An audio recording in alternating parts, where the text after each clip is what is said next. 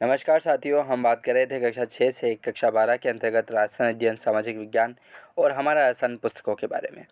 इन पुस्तकों के माध्यम से आपको आगामी प्रतियोगी परीक्षाओं में चाहे सीईटी हो गया, एलडीसी, पटवार, रीट, आरएस की तैयारी यदि आप कर रहे हैं तो यहाँ से आपको 100% राजस्थान सामान्य ज्ञान के प्रश्न 100% आपको देखने को मिलेंगे।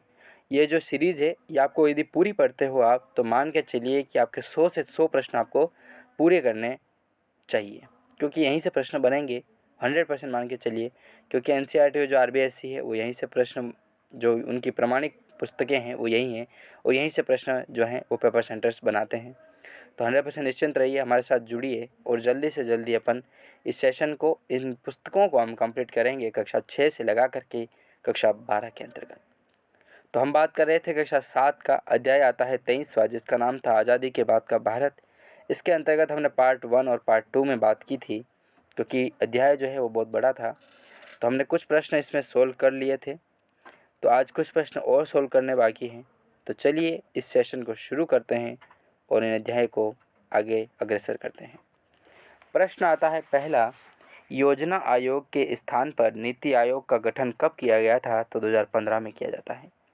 जो बड़े बड़े भारी उद्योग थे उनको पंचवर्षीय योजना में जो बल दिया जाता था, वो द्वितीय जो चरण चला था उसमें भारी उद्योगों में बल दिया गया था। एग्जिटिव आपको क्वेश्चन जो हैं वो परीक्षा में पूछे जाते हैं।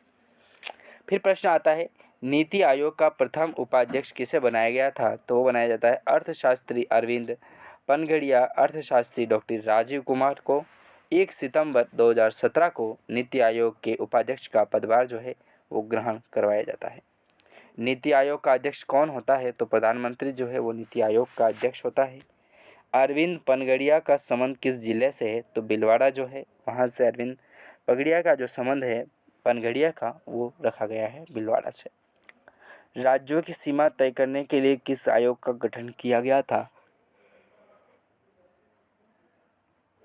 राज्य पुनर्गठन आयोग के द्वारा गठन किया जाता है राज्यों की जो सीमा है उसको तय करने के लिए। ठीक है, राज्य पुनर्गठन आयोग, नाम से आपको पता पड़ रहा है कि राज्यों के जो पुनर्गठन अर्थात उनको सही तरीके से सीमा का निर्धारण करना पुनर्गठन कहलाता है। तो राज्य पुनर्गठन जो आयोग है उसको ये कार्य सौंपा गया था, राज्यों की सीमा का समय और तय करना। फिर प्रश्न आता है कि मद्रास का नया नाम क्या रखा गया है? तो उसे तमिलनाडु के नाम से जाना जाता है आज। मद्रास का नया नाम क्या है? तमिलनाडु। मैसूर का नया नाम क्या था? तो कर्नाटक जो है वो मैसूर का नया नाम रखा गया था। पंजाब व हरियाणा अलग राज्य कब बने थे? तो 1966 में जो है वो पंजाब व हरियाणा में अलग राज्य बने थे। फिर प्रश्न आता है कि मत्स्य संघ की राजधानी किसे बनाया गया था?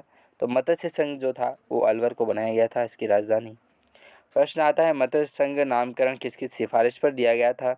तो के एम मुंशी जो थे उनकी सिफारिश पर ही मत्स्य संघ नामकरण दिया गया था।